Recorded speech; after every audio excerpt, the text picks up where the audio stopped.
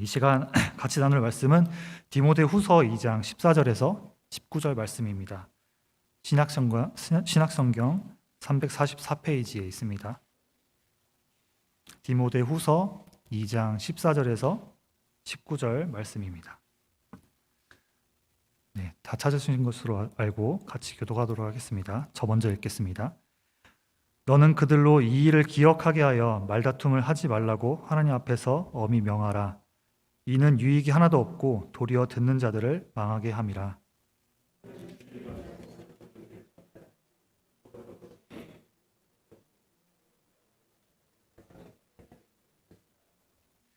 망령되고 헛된 말을 버리라. 그들은 경건하지 아니함에 점점 나아가나니.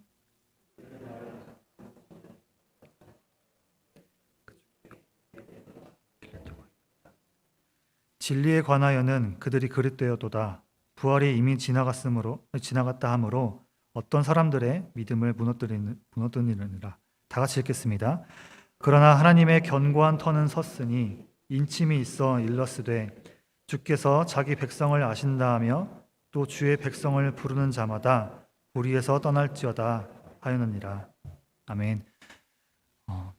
오늘 말씀에서는 두 부류의 사람을 볼 수 있습니다. 복음을 왜곡하는 자와 또한 복음을 왜곡하지 않는 자입니다. 복음을 왜곡하는 자들에 대해서 특징에 대해서 제가 이렇게 정리를 해보았습니다. 망령되고 헛된 말을 하는 자, 그리고 경건하지 않은 자, 그들의 말은 악성 종양과 같이 퍼져나간다. 그리고 그들은 부활을 부인하며 진리에 대하여 그릇되었다. 그리고 그들이 믿는 자들에게 믿음을 무너뜨린다 라고 이렇게 말하고 있습니다. 네, 본문에서 말하는 복음을 왜곡하는 자에 대해서 다시 한번 요약을 하자면은 예수님에 대한 본질적으로 이해가 없고 예수님을 만나지 않은 사람들에 대해서 얘기하고 있습니다. 네, 왜냐하면은 그들 안에는 예수님을 깊이 경험한 경험이 없기 때문에 예수님을 아는 지식이 없기 때문에 다른 사람들에게 가시가 되고 또 그 사람들을 정죄하는 그런 날선 그런 비판을 하게 되죠. 네. 바울은 18절에서 이단들은 믿음을 무너뜨린다라는 말을 하고 있습니다. 이 말은 그의 서신서에서 자주 나오는데요. 이 단어를 원어적 의미로 얘기하자면은 엎어버리다, 상을 뒤집어버리다라는 뜻을 가지고 있습니다. 복음을 왜곡하는 자들은 예수님을 경험하지 않았기 때문에 그들의 말과 행동은 믿는 자들을 낙심하게 합니다. 그래서 우리 또한 어떤 믿음의 사람들을 낙심하게 하는지 되돌아볼 필요가 또 있겠지요. 불필요한 말들을 통해 논쟁하려고 하고 본질이 아닌 말로 시간을 때우며 또 싸우려 하기 때문에 불필요한 에너지를 낭비하게 합니다. 그래서 그들의 말과 행동에서는 절대로 예수님의 사랑과 성품이 드러나지 않습니다. 이 모습을 제가 예수님 만나기 전과 이후의 모습으로 제가 비유해서 말씀을 이어가도록 하겠습니다. 네, 제 이름을 들으시면 아시겠지만 저는 모태신앙입니다. 네, 모태신앙을 또 모태신앙이라 하죠. 또 기도도 못한다, 또 찬양도 못한다, 공과도 못한다. 그래서 모태신앙이라고도 합니다. 네, 부모님 두 분 다 크리스천이셨고 또 어머니는 목사님이시고 아버지는 군인이셨지만 나중에 예편하시고 목회의 길로 가셨습니다. 네, 앞서 말씀드렸다시피 저는 모태신앙이었습니다. 믿음이 있는 가정에서 자랐다 해서 또 제 이름이 이렇다 해서 제가 예수님을 일찍 만나지는 않았던 것 같습니다. 네, 믿음을 갖기 전에 교회에 흥미를 가졌을 때 제 안에 복음을 왜곡하는 자와 같은 모습이 나타났습니다. 저희 모교회 청년부에서 형들과 누나들의 믿음을 보면서 저는 따라하려고 열심히 했던 것 같습니다. 그 형들의 모습을 보면서 저 형보다는 기도 진짜 멋있게 하고 싶다. 저 형보다는 기도 진짜 길게 해서 뭔가 사람들에게 인정받는 사람이 되고 싶다. 또 저 누나보다는 찬양할 때 더 거룩한 척, 네, 눈 감고 이제 하나님께 하는 그런 감동을 제가 하고 싶다라는 그런 어리석은 또 교만한 생각도 했었죠. 네, 욕심이 생긴 것은 또 제 안에 믿음이 없었기 때문인 것 같습니다. 그리고 궁금한 것이 많았는데요. 왜 사람들은 기도할 때 울까? 그리고 구원받았으면 당연히 기뻐해야 되는 거 아닌가라는 생각을 했었습니다. 네, 그래서 기도하는 사람들을 볼 때, 또 기도하면서 우는 사람들을 봤을 때, 저 사람들은 가식덩어리다 라면서 또 모임에서 제가 정죄를 하기도 했고, 또 제가 그것을 이해하지 못하겠다고 이렇게 얘기한 적이 많았던 것 같습니다. 그런 불평과 생각들은 예수님을 아직 만나기 못했기 때문에 그렇게 했던 것 같습니다. 가장 중요한 것은 그리스도인으로서의 정체성을 제가 갖지 않았기 때문이었던 것 같습니다. 저는 성인이 된 이후에 예수님을 만났습니다. 저는 철저하게 복음만 전했던 교회에서 믿음을 키워갔고 복음의 말씀들의 씨앗이 제 안에 쌓이고 쌓여서 하나님 때에 제 안에서 복음의 열매로 맺혀지게 되었습니다. 제 안에 복음의 열매는 예수님이 저에게 어떤 분이신지 알게 하셨습니다. 또한 제 안에 하나님께서 어떤 존재인지 알게 하셨고 복음을 깨닫고 나니까 또 성령님께서 제 안에 역사하셔서 제 믿음을 변화시키시고 성장시켜 나가셨습니다. 그리고 제 삶의 비전을 찾게 되어서 어떻게 주님을 살아가야 될지, 어떻게 주님을 위해서 살지에 대해서 확고한 믿음이 생기게 되었던 것 같습니다. 그때 나이가 제가 25살이었습니다. 그 인터넷에 또 TV로 많이 나오는 김창옥 교수가 했던 말이 있는데요. 남자는 25살 이전까지 이 머리에 대뇌 피질이라는 게 발달되지 않으면은 숨만 쉬는 것만으로도 이렇게 박수를 쳐줘야 된다. 잘하고 있다. 이렇게 해줘야 된다고 이렇게 얘기를 합니다. 네, 왜냐하면 감정을 컨트롤하는 그런 뇌 부분과 또 이성을 컨트롤하는 부분이 이 밸런스가 맞지 않기 때문에 또 이해되지 않은 행동, 가끔 이제 청소년 때 이탈하는 행동을 보게 되죠. 그래서 어떻게 보면은 저는 정신적 나이 1살에 예수님을 만난 것이니까 그렇게 늦지도 빠르지도 않았던 것 같습니다. 그래서 혹시 저 같은 아들을 두신 분이 계신다면은 너무 걱정하지 마시고 또 숨 잘 쉬고 있다. 네, 박수 쳐주시고 응원해 주시고 또 하나님께 기도로 맡겨드렸으면 좋겠습니다. 네, 저는 제 이름의 의미를 알면서 사실 하나님을 위해 살겠다는 믿음이 더욱 확고해졌던 것 같습니다.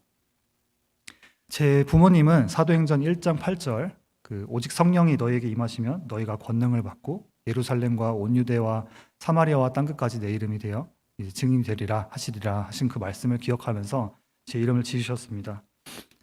저는 사실 제 이름이 굉장히 싫었습니다. 왜냐하면 아버지께서 군인이셨기 때문에 이사를 제가 기억하는 것만으로도 한 20번 이상 했던 것 같습니다. 그래서 제가 특정 지역에 대해서 이름을 나누진 않겠지만 그 지역에서 친구들을 사귈 때마다 친구들은 제 이름을 발음하기 굉장히 어려워했습니다. 네. 근능이, 걸능이, 권능이, 끝능이. 네. 신기하게도 친구들만 발음을 못하는 게 아니었고요. 선생님도 제 이름을 잘 발음하지 못했습니다. 박근혜, 니 또 숙제 안 했나? 네. 친구들은 자신들이 발음을 하지 못한다 해서 제 이름을 껄렁이라고 지었습니다. 저는 굉장히 소심했는데 껄렁껄렁 된다고 이렇게 별명이 이상하게 지어졌었는데요. 그래도 기분이 썩 좋지는 않았지만 이렇게 관심을 받고 또 이사를 많이 다녀서 친구를 빨리빨리 사귀게 됐기 때문에 그게 썩 기분이 나쁘지만 않았던 것 같습니다. 그리고 교회에서는 장로님들이 부모님께 왜 애 이름을 이렇게 부담스럽게 지었냐, 나중에 그 이름에 대해서 감당하지 못할 것 같으면 어떻게 하냐라고 또 이렇게 뒷얘기로 이렇게 얘기를 했다고 합니다. 하지만 제가 복음을 깨닫고 나서 하나님 위해 살겠다는 삶의 목표를 이렇게 가졌을 때 어머니께 처음 여쭤보게 되었습니다. 그때가 아까도 얘기 드렸다시피 NP질이 발달된 25살이었습니다. 그때 어머니와 함께 치킨을 먹고 있었는데요. 그때 제가 이제 예수님에 대해서 또 복음에 대해서 관심이 많아지고 또 이제 여쭤봤을 때 엄마 제 이름을 왜 권능이라고 지었어요? 이렇게 지었는데 어머니께서 한 템포 쉬시더니 너를 하나님의 편지로 지으려고 또 이렇게 그렇게 자라라고 이렇게 지었다 이렇게 말씀하셨습니다. 저는 치킨 다리를 들고 그 자리에서 울었습니다.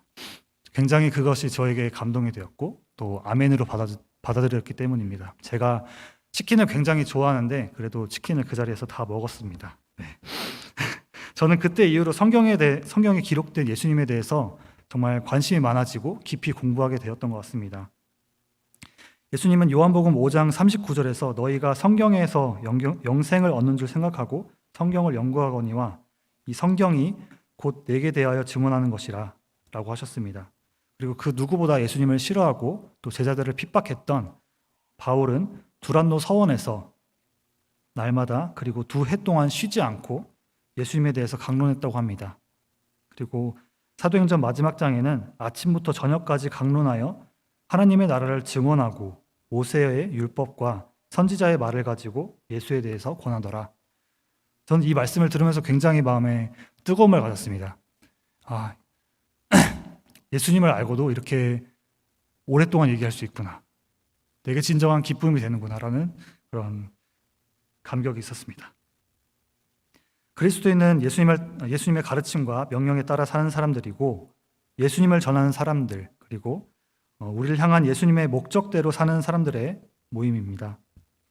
잠언 말씀에서는 이를 숨기는 것은 하나님의 영화요, 이를 살피는 것은 왕의 영화니라 라는 말이 있습니다. 그 말씀은 우리가 하나님께서 숨겨놓으신 그 진리의 말씀을 말씀에서 찾아낼 그런 의무가 있습니다. 그리고 천국은 밭에 감추인 보화와 같으니 찾으면 감추어 두고 전 재산을 팔아 사라고, 그 땅을 사라고 이렇게 예수님께서는 복음서에서 말씀하고 계십니다. 그만큼 우리는 앞서 디모데 후서에서 나온 복음을 왜곡하는 자, 그리고 복음을 왜곡하지 않은 자의 그 차이점을 봤을 때 우리는 하나님의 말씀을 찾는 자인가, 또 하나님의 말씀을 간구하는 자인가라고 되돌아봐야 합니다. 저는 성경을 공부할 때 구약과 신약 속에 숨어있는 예수님에 대해, 그리고 그 진리를 찾는 기쁨이 있었습니다. 그래서 이것이 깨달아지면서 성경에서 말하는 많은 진리의 구조들을 배우려고 노력을 했습니다. 저는 예수님을 만난 후에 교회와 세상에서 어떻게 살아가야 될까라는 그런 고민을 할 시간이 없었습니다. 왜냐하면 제가 배운 그 복음의 진리들을, 그 복음들을 바로 전하는 사람이 되어야겠다라고 바로 결단했기 때문입니다. 예수님을 믿기 전에는 신앙의 껍데기 모습으로 남을 흉내내고 흉보기도 하고 세상의 기준들로 사람들을 정죄하고 판단했습니다. 하지만 제 안에 복음에 대한 감격이 생겼기 때문에 또 그것은 시간 낭비인 것을 알게 되었고 헛된 것인 것을 깨닫게 되었습니다. 그래서 오히려 복음에 대해 어떻게 이해할 수 있을까, 또한 어떻게 재미있게 이해할 수 있을까라는 고민을 많이 했던 것 같습니다. 그래서 신학교에 가게 되었고 지금 이 자리에 이렇게 미국에 유학을 오게 되었습니다. 저는 앞으로 복음에 대한 내용이 변질되지 않고 더 깊어지면서 다양한 컨텐츠로 이렇게 이용해서 성경에 기록된 예수님을 더 증거를 찾아내고 또 재미있게 전하려고 준비 중에 있습니다. 네, 저는 웨이크 포레스트에 있는 사우스 이스턴 바프티스트 티올로지 세미너리에서 신학 공부를 하고 있습니다. 이번 주가 이제 학기 마지막 주였는데요. 이번 학기를 돌아보면서 많은 것을 배웠지만 그것들 중에서 너희는 리텔러가 되라, 너희들은 다시 전하는 자가 되라 라는 그 말이 저의 마음에 굉장한 큰 울림이 되었던 것 같습니다. 다시 말해서 리텔러는 오늘 본문에 나온 하나님께 인정받은 일꾼과 같은 의미를 가지고 있습니다. 리텔러는 우리가 전해들은 복음에 대해서 전하는 자이지 복음을 왜곡해서 망령되고 헛된 것을 전하는 자가 아닙니다.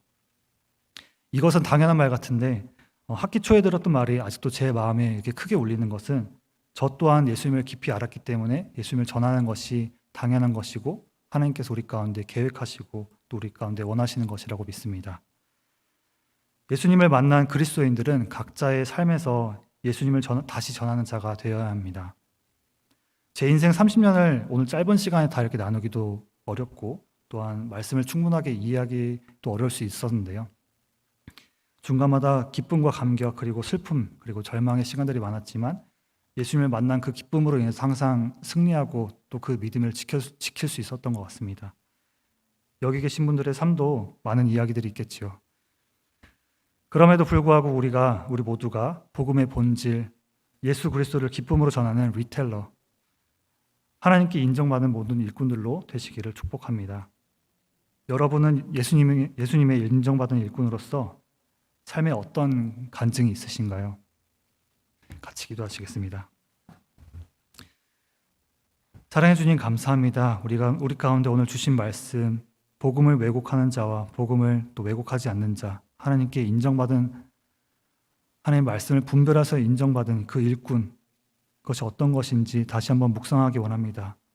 우리 가운데 복음의 본질이 있는지 우리 자신을 되돌아보게 해 주십시고 예수가 우리 가운데 거하셔서 그리스도인의 정체성이 우리 가운데 있는지 기억하게 해 주시옵소서. 또한 그것이 없다면은 예수님 우리 가운데 가르쳐 주시옵소서. 오늘 이 새벽 가운데 나온 모든 우리 성도님들 가운데 하나님 축복하여 주시옵시고 또 보혜사 성령께서 함께 하셔서 우리 가운데 예수께서 우리 가운데 하신 모든 말씀을 기억나고 가르쳐서 또 우리를 부족한 부분이 있거나 죄된 부분이 있다면은 바로 잡아주시옵시고 주의 사랑으로 인도하셔서 우리가 주님 안에서 진정한 리텔러가 될 수 있도록 아버지 함께하여 주시옵소서. 감사합니다. 이 모든 말씀 살아계신 예수 그리스도의 이름으로 기도했습니다.